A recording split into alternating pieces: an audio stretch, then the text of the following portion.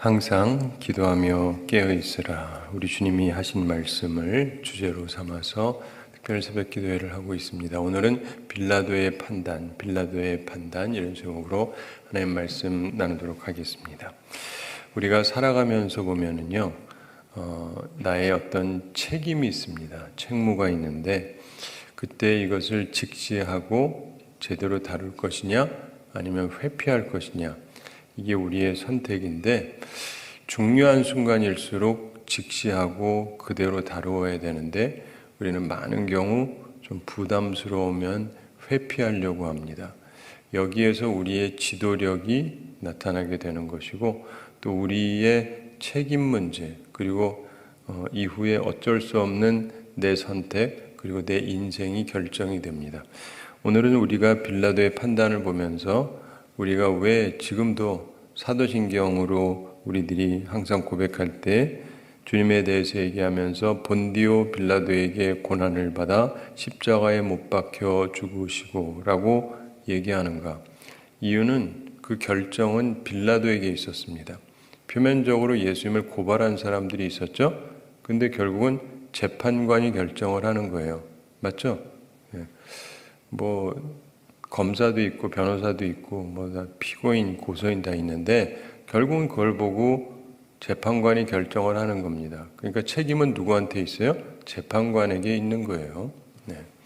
그거는 명확합니다. 그래서 그걸 항상 기억하셔야 돼요. 내가 판단의 자리에 있을 때 내가 하는 판단이 결국 내 책임이에요. 내가 잘한 것이 될 수도 있고 역사의 죄인이 될 수도 있고, 그것은 회피한다고 될 수 있는 게 아닙니다. 근데 빌라도는 자꾸 회피하려고 했었거든요. 그걸 우리가 보면서 우리도 이럴 수 있다, 조심하자 하는 것을 살펴볼 필요가 있습니다. 우리 1절 함께 읽어보겠습니다. 무리가 다 일어나 예수를 빌라도에게 끌고 가서, 아멘. 무리가 다 일어나 사내들인 이 공회원들이 예수를 빌라도에게 끌고 갔다, 이런 의미입니다. 유대인이 사형을 언도하면 로마법에 위반하는 일이 되었습니다. 그 당시에. 그래서 빌라도는 사마리아와 유대 지방의 5대 총독이었는데 그에게 끌고 갑니다. 사형권은 그에게만 있었기 때문입니다. 2절 함께 읽어보겠습니다. 고발하여 이르되 우리가 이 사람을 보매 우리 백성을 미혹하고 가이사에게 세금 바치는 것을 금하며 자칭 왕 그리스도라 하더이다 하니. 아멘. 고발하여 이르되, 고소를 하는 이유가 필요한데 이들이 세 가지를 말합니다. 고소하는 이유를 잘 보시면서 생각해 보시기 바랍니다. 다 거짓말입니다. 첫 번째, 우리 백성을 미혹하고, 사실이 아니죠. 예수님이 무슨 백성들을 미혹을 했습니까? 그런데 미혹했다, 이렇게 거짓 고발을 하고 있습니다. 두 번째, 그들의 고소장 내용은 뭐냐면 가이사에게 세금 바치는 것을 금하여, 이렇게 얘기합니다. 이것 또한 거짓말이죠. 로마 입장에서는 만약 그랬다면 이건 심각한 범죄입니다. 세금을 못 바치게 했다. 그런데 거짓말이지 않습니까? 우리가 여기서 보면서 느끼는 것은 왜 이렇게 거짓말을 계속하는가? 사실 거짓말 말고는 예수님을 잡아죽일 길이 없거든요. 사형시킬 죄가 없어요. 근데 일부러 이제 죄를 갖다가 뒤집어 씌웁니다. 세 번째, 자칭 왕 그리스도라 하더이다. 이건 정치범으로 몰 수 있는 것입니다. 역시 정치적인 차원에서 이 말은 거짓말이죠. 참 서글픈 사실은 장로, 대제사장 같은 종교 지도자들이 양심에 화인 맞은 사람들처럼 거짓말을 하고 있다는 것입니다. 그렇지 않은 사람을 끌고 와서 저 사람을 죽이고 싶어서 자기들의 기득권에 이롭지 못하다라고 생각하니까 그를 죽이기 위해서 세상 법정에 끌고 가가지고 거짓 고소를 하고 있는 것입니다. 우리는 이런 것을 보면서 여러 가지 생각을 하죠. 오늘날 우리나라를 보면, 죄송합니다, 저희 어렸을 때부터 듣던 말 중에 하나가 고소고발은 안 하는 게 좋다는 얘기를 항상 듣고 살아왔는데, 여러분 중에 혹시 그런 분이 계시다고 하면 양해하고 들으십시오. 그래서 저는 그런 걸 잘 안 하고 살아왔지만 그런데 또 하나는 뭐냐면 우리 교회 안에서도 법이 있습니다. 그래서 고소고발이 있기는 한데, 그래서 뭐 교회 내에서 노회나 총회에서 고소고발하고 재판하고 하는 그런 게 있습니다. 근데 여기에서도 이 성이 안 차니까 바깥으로 나가요. 바깥으로 나가서 세상법정에서 하는데, 우리가 그런 뉴스를 굉장히 많이 접하게 됩니다. 그래서 세상법정에 요청을 하고 이거를 판단해 달라. 고린도 교회를 향해서도 그런 말씀이 있죠. 너희 가운데 판단할 자가 없느냐? 어찌하여서 믿는 자들이 믿지 않는 자들에게 판단을 해달라고 이야기를 하느냐? 그러면서 거기서 했던 아주 큰 중요한 얘기가 있습니다. 좀 손해보면 어떠냐 하는 거예요. 꼭 그렇게까지 하면서 하나님의 영광을 가릴 필요가 있느냐? 저도 소송 걸고 할 만한 일들이 있었지만은 제가 한 적은 한 번도 없어요. 네. 이유는 뭐냐면은 충분히 억울하고 하면은 충분히 이길 수 있고 명확한 것임에도 불구하고 일단 그러면 하나님의 영광이 가리지 않습니까? 시끄럽잖아요. 시끄럽죠? 그렇기 때문에 내 개인의 유익을 위해서 아무리 억울해도 하나님의 영광을 가리는 것이기 때문에 저는 그러지 않으면서 살아왔습니다. 대신에 이런 건 있어요. 하도 많은 일을 겪다 보니까 왜 그러는지 이해는 가기도 해요. 때로는 진짜 너무 억울한 분들이 있기도 하니까. 그래서 뭐든지 싸잡아가지고 이렇게 나쁘게 얘기하려고 제가 하는 것은 아니지만 근본적으로 고소고발 이게 너무 많아요. 고소고발이 너무 많아요. 그래서 예전부터 사람들이 교회를 향해서 비판하는 말 중에 하나, 참 우리에게 슬픈 얘기인데 누가 이런 얘기를 한다고 그러죠. 왜 싸우냐고? 여기가 교회인 줄 아냐고? 왜 싸워? 여기가 교회인 줄 아냐? 교회 가면 너무 많이 싸움 박질을 하니까 여기가 교회인 줄 아냐고.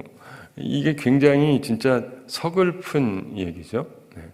교회는 평화로운 곳이 되어야 되지 않습니까? 모든 분쟁이 사그러지고 소멸되어지고 주님 앞에서 이 모든 것들이 해결되어져야 되는데 그렇지 못한 것이 현재 우리나라의 실정입니다. 얼마나 서글픕니까? 한국교회가 예전에 역사적으로 크게 부흥할 때를 보면 오히려 자기의 죄를 고백하고 회개하고 그래서 새로워지고 이런 것이 있을 때 한국교회가 크게 부흥을 했는데 요즘에는 그게 아니라 자꾸 이상한 일들이 많은 것을 보게 되죠. 근데 이때에도 마찬가지입니다. 이들이 하나님께서 그들에게 은혜를 베푸셔서 이스라엘이 그 당시 살기가 어렵지 않았습니다. 물론 로마가 통치하기 때문에 자기들의 자주권이 좀 없기는 했지만 그래도 근본적으로 이들이 사는 삶 자체가 피폐한 것은 결코 아니었고 그리고 그들이 신앙생활 하는데도 그리 어려움이 없었고 하나님께서 그들에게 복을 많이 주셔서 특별히 대제사장들이라든가 장로들이라든가 이런 사람들은 기득권을 가지고 굉장히 잘 살고 있었어요. 근데 문제는 자신들이 도가 지나치게 자기들의 이익을 챙기고 자기 가정만 챙기고 이러면서 하나님의 영광이 가려지고 많은 사람들이 피해를 입고 은혜를 입지 못하는 그런 시대였습니다. 바로 그러던 시대에 예수님께서 오셔서 모든 것을 바르게 하시고 개혁하시고 온전케 하려고 하시니까 그게 싫어서 예수님을 죽이려고 하고 일부러 세상법정까지 끌고 가는데 이유가 뭐라고요? 죽여야 되기 때문에. 그냥 자기들 내에서 나름대로의 이런저런 일을 할 수 있습니다. 뭐 때리거나 이런 건 할 수 있는데 그 정도 가지고 안 되겠고 꼭 죽여야겠는데 죽이려면 사형을 시키려면 거기를 가야 되기 때문에 한 것입니다. 자기들 스스로의 모습을 생각을 해보면 이건 참 하나님의 백성으로서 하면은 안 되는 일인데 그런 일을 했다는 것입니다. 3절 함께 읽어보겠습니다. 빌라도가 예수께 물어 이르되 내가 유대인의 왕이냐 대답하여 이르시되 내 말이 옳도다. 이 참 특이한 부분인데 빌라도가 예수께 물어 이르되 내가 유대인의 왕이냐 이런 질문을 합니다. 뭐 미혹했느냐 세금 바치는 거를 네가 금했느냐 이런 얘기는 질문하지 않고 네가 유대인의 왕이냐? 이런 질문을 합니다. 이걸 믿어서 질문한 것이라기보다는 자기 방어를 위한 질문입니다. 예수님에게 방어권을 주는 거예요. 그럼 예수님이 아니다 그러면 이제 될 수 있는데, 자, 여러분 생각해 보십시오. 진짜 유대인의 왕이면 유대인이 잡아가지고 그들이 점령한 로마인에게 넘길 리가 없잖아요. 무슨 말인지 아시죠? 말도 안 되는 얘기죠. 그러니까 빌라도가 판단력이 없는 사람은 아니니까 이거는 말도 안 된다고 자신도 생각을 한 겁니다. 그런데 예수님께서 특이하게 말씀하세요. 아니다라고 말하시지 아니하시고 이르시되 내 말이 옳도다. 긍정적으로 답하셨죠? 왜 이러신 겁니까? 죽으려고. 이게 굉장히 중요해요. 예수님이 죽으려고 그렇게 답하신 거예요. 죽으려고. 우리는 어떻게든 살려고 하는 경우가 있는데 주님은 죽으려고 이렇게 하신 것입니다. 이 부분이 굉장히 우리에게 도전이 되는 말씀인데, 주님께서는 자기가 죽어야 될 때라는 걸 아셨습니다. 그전에는 함부로 하지 않으셨어요? 아직 살아서 주의 일을 해야 되는 것들이 있으니까. 그런데 때가 되니까 죽어야 된다는 걸 아시고 일부러 죽을 말씀을 하십니다. 우리는 그럴 수 있는가? 때가 됐을 때 내가 하나님의 뜻이 이 순간 죽어야 한다면 죽을 각오가 돼 있는가? 자, 그런데 빌라도는 예수님의 답변을 듣기는 했지만은 거기서 예수님이 정치적으로 처벌을 받을 이유가 없다라는 것을 스스로 간파했습니다. 어리석은 사람이 아니기 때문에. 그래서 그가 말합니다. 4절 함께 읽어보겠습니다. 빌라도가 대제사장들과 무리에게 이르되 내가 보니 이 사람에게 죄가 없도다 하니. 빌라도가 신문하고 이제 바른 판단을 했습니다. 내가 보니 이 사람에게 죄가 없도다. 내가 보니까 재판관으로 보니까 이 사람한테 죄가 없다. 사형시킬 이유가 없다. 이런 얘기를 하는 것입니다. 판단을 제대로 했죠. 이것으로 사건이 끝났어야 됩니다. 무죄 땅땅. 그리고 석방을 해야 되는데, 그렇죠? 이 법정을 가보셨는지 모르겠는데 법정에 가서 판사가 not guilty, 무죄 땅땅 하면 끝이에요. 끝. 근데 무죄라는 걸 알아요. 그 무죄라고 얘기를 해요. 그런데 5절 함께 읽어보겠습니다. 무리가 더욱 강하게 말하되 그가 온 유대에서 가르치고 갈릴리에서부터 시작하여 여기까지 와서 백성을 소동하게 하나이다. 자, 무리가 더욱 강하게 말하되, 이 사내들인 공회원들이 수긍하지 않습니다. 오히려 더 강하게 말합니다. 재판을 했는데 반발을 하고 있는 것이죠. 그러면서 그가 갈릴리에서부터 이러면서 여기까지 와서 백성을 소동하게 한다. 이런 이야기를 합니다. 자, 여기에서 이제 빌라도가 판단을 해야 되는데 우리도 마찬가지죠. 내가 정확히 봤는데 이 사람은 죄가 없어요. 무죄, 끝 했는데 저쪽에 반발을 해요. 근데 본래 빌라도가 약한 사람이 아닙니다. 이 사람이 굉장히 센 사람이에요. 역사를 보면. 그래가지고 이스라엘 사람들을 막 처벌하기도 하고 하던 사람이에요. 우리가 보는 부분에서는 좀 약해 보이는 부분이 보여서 그렇고 그는 본래 굉장히 센 사람입니다. 근데 그러다 보니까 반발이 생기고, 그러다 보면은 이게 옛날부터 우리나라도 그렇고 군대나 이런 데에서 이 밑에 사람들이 자꾸 들고 일어나고 그러면 잘 못 다스린다 이렇게 생각을 해요. 그래서 로마 황제가 보기에 잘 다스리고 있다라는 건 조용해야 돼요. 조용해야 돼요. 근데 자꾸 시끄러워지면 잘 못 다스리는 게 됩니다. 그래서 이 사람이 유대인들이 소요를 일으키니까 이게 좀 신경이 쓰이는 거예요. 자기는 정확해요. 이거는 죄가 없어요. 이들이 뒤집어 씌우는 거지. 그리고 자기 힘으로 밀어붙일 수 있는데 그 전에 그렇게 했던 적이 좀 있거든요. 근데 그러면서 많은 안 좋은 일들이 생겼던 적이 있어요. 근데 이게 또 그랬다가는 내 정치 생명에 해가 간다, 이런 생각이 든 거예요.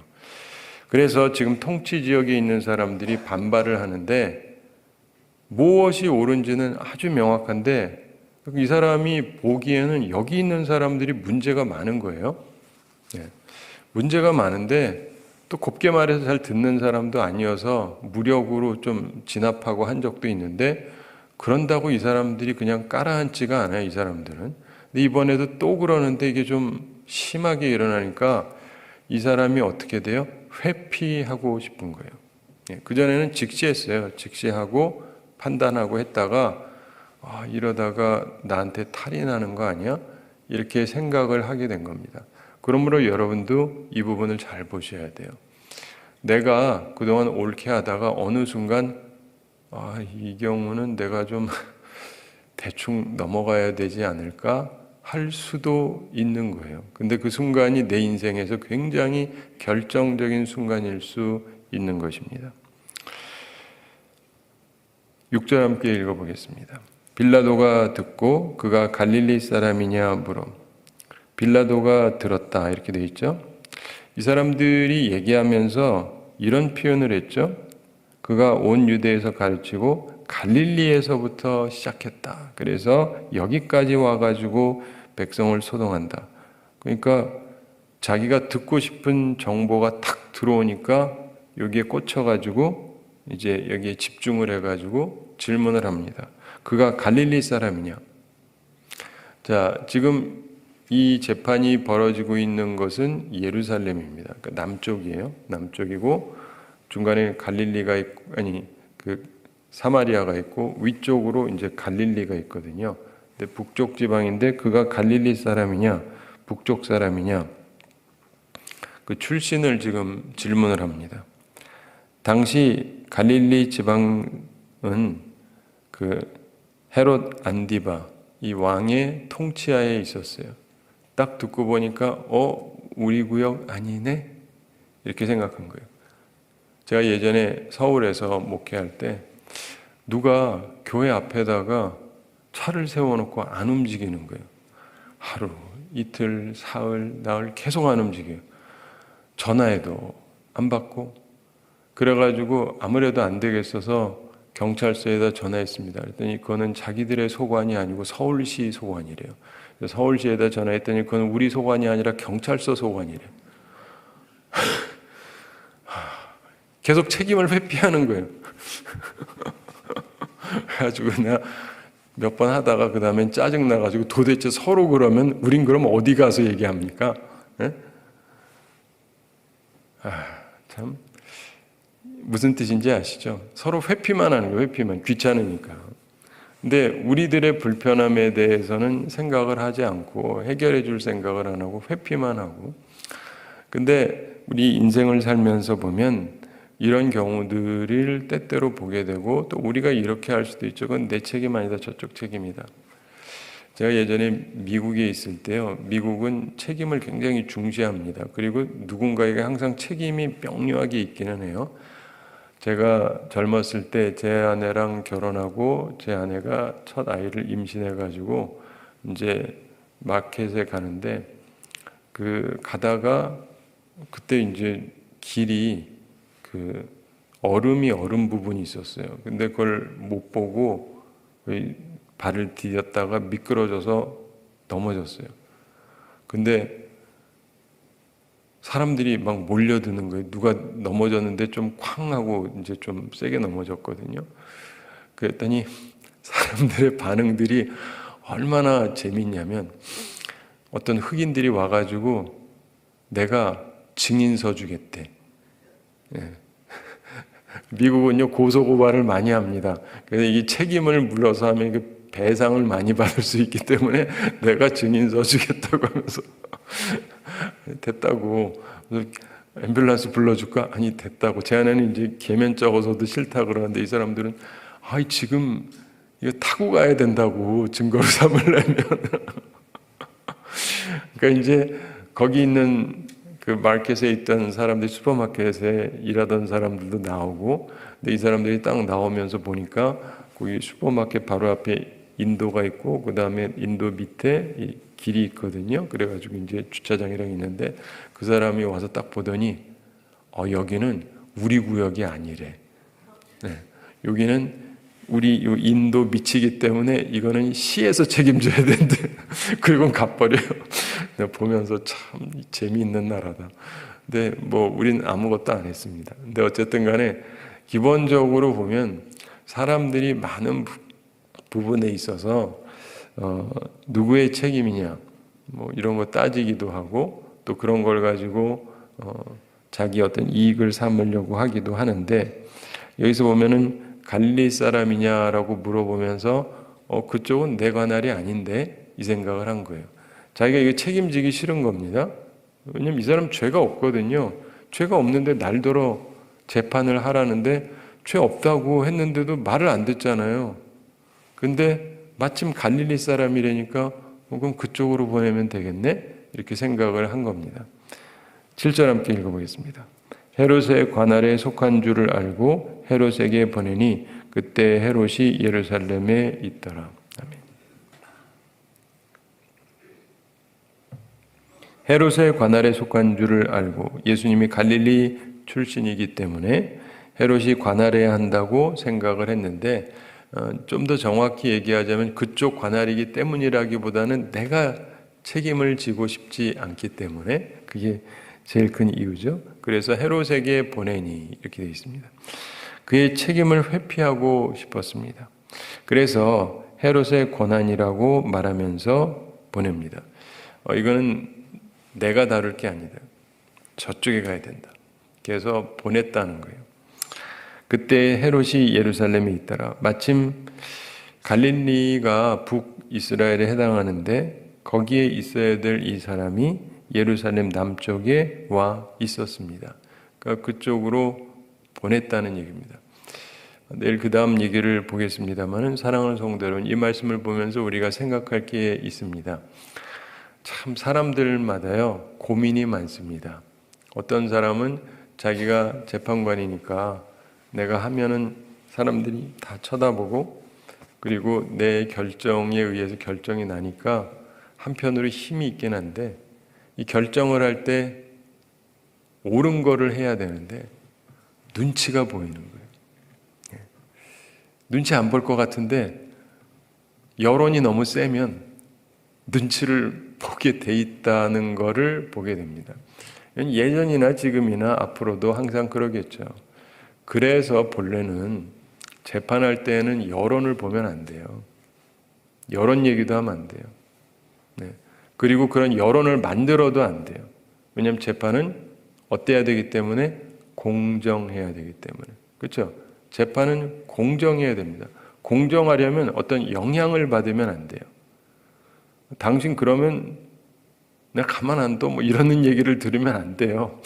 그냥 공정하게 평안하게 보고 공정하게 판단을 할 수 있어야 되는데 그렇지 않으면 여러 가지를 이렇게 계산을 하게 되는 거예요. 여러 가지를 계산하게 되는 겁니다. 우리가 살아가면서 기억을 해야 되는 것 중에 하나가 우리 한국 분들이 특별히 기억할 것 중에 하나가 전 이거라고 생각을 합니다. 뭐 할 때만 되면 우리가 노회나 총회를 할 때도 그런데 어떤 분쟁이 있잖아요. 그러면 거기 있는 사람들이 와요. 그래서 막 피켓 들고 나눠주고 뭐 노회도 그런데 총회도 그럽니다. 그냥 뭐 수십 명이 와가지고 피켓 들고 얘기하고 하긴 총회하기 전부터 계속 메일이 날라와요. 문자도 날라오고 실제 우편으로도 날라오고 이 부분에 대해서 이렇게 해달라 저렇게 해달라 그러면서 이 사람은 악인이다 그냥 두면 안 된다 무슨 말인지는 알겠는데 굉장한 여론전을 핍니다. 그러면 우린 뭐 사실 잘 모르는데 일방적으로 한쪽 얘기를 계속 듣게 되죠. 그러면은 하여간 모두가 계속 여기 하나에 몰리니까 사람들이 거기에 집중을 하게 되는 거죠. 그러면서 이런저런 일을 하게 되는데 할 때마다 느끼는 것은 정말 공정한가? 정말 공정한가? 아니면 어떤 여론에 의해서 휩쓸리고 하는 것인가? 근데 그런 부분에 있어서 우리들은 생각을 잘 해야 되는 것입니다. 그리고 먼저 우리 스스로도 온전하게 판단을 해야 되지만 이 빌라도를 보면서 우리가 생각할 게 있어요. 직시하고 할 거냐, 회피하며 할 것이냐. 빌라도는 정확히 판단을 했어요. 그런데 그렇게 결정을 하지는 않았습니다. 이게 이 사람의 최대 실수였어요. 자기도 알아요. 이 사람이 죄가 없다는 걸. 그러나 이 사람을 죄 없다라고 판단을 하는 순간 내 정치 생명이 위험하다라고 여겨지는 거예요. 그래서 정치적인 판단을 한 거예요. 그래서 당장에는 별탈이 없었어요. 왜냐하면 기득권자들이, 힘 있는 자들이 원하는 대로 해준 거니까. 당장에는 별탈이 없었어요. 근데 성경에는 안 나오는데 나중에 이 사람이 굉장히 어려운 삶을 살게 됐고 나중에 미쳐 죽었다 이런 말조차도 있어요. 근데 우리가 기억을 할 것은요, 지금 당장만 생각하시면 안 돼요. 그리고 지금 이 순간에도 항상 무엇이 옳은가를 생각하셔야 돼요. 항상 무엇이 옳은가, 무엇이 내가 해야 되는 일인가, 내 책무에 맞는 게 뭔가를 생각을 해야 돼요. 그리고 내가 하고 싶은 것 이렇게만 생각하면 안 되고 온전하게 생각을 하면서 살아가야 되는 것입니다. 사랑하는 성도 여러분, 오늘도 우리는 뭔가를 하면서 살게 되겠죠. 내 책무를 직시하면서 살아갈 것이냐, 아니면 회피하면서 살아갈 것이냐. 그리고 아주 쉬운 것 중에 하나, 이렇게 회피해서 책임은 저쪽에 있어요, 책임은 저쪽에 있어요, 이런 게 되게 편한 듯한데 그런다고 내 책임이 사라지는 게 아니에요. 그런다고 사라지지 않습니다. 특별히 하나님 앞에서는 더욱 그렇죠. 그러므로 책무를 회피하려고 하지 말고 직시하고 살아가야 됩니다. 그렇다고 우리가 모든 세상사에 관여해서 뭘 다 해야 된다는 건 결코 아니지만 적어도 내게 맡겨진 건 있잖아요. 저도 저희 교회 담임 목사고 저희 가정이 있고 제가 다루어야 되는 것들이 있고 제게 맡겨진 것들이 있는데 그런 것들에 대해서 성실하게 해야 되는 거고 여러분도 마찬가지입니다. 사랑하는 성도 여러분, 근데 그때 내가 하는 그 결정이 누군가에게는 치명적일 수 있어요. 그리고 누군가에게는 너무 기분 좋지만 사실은 마귀와 사탄이 즐거워하는 결정을 내가 하는 것일 수도 있어요. 나의 그 회피를 통해서. 그러지 마세요. 주님 앞에서 항상 직시하려고 노력하셔야 돼요. 특별히 나이가 드실수록 더 그렇습니다. 나이가 들다 보면요, 저도 느끼는 거지만 사회생활을 자꾸 하다 보면은 좋게 말하면 지혜로워지고 나쁘게 말하면 능구렁이가 되기 시작해요. 이게 이러면 나한테 손해가 되는데 이거는 내가 할 게 아니고 이렇게 자꾸 회피만 하려고 그래요. 근데요, 그렇게 살면 내 인생은 정말 아무 가치가 없는 인생으로 끝나게 됩니다. 인생은 그렇게 사는 게 아니고 매 순간순간 바른 선택을 하면서 살아가야 돼요. 근데 그 바른 선택을 하는 게 쉽지가 않습니다. 언제나 쉽지 않아요. 그러니까 바른 선택이 힘든 거예요. 그렇지만 그게 우리에게 필요하고 그래서 매일 자기 십자가를 져야 되는 것입니다. 내 책무를 감당을 해야 돼요.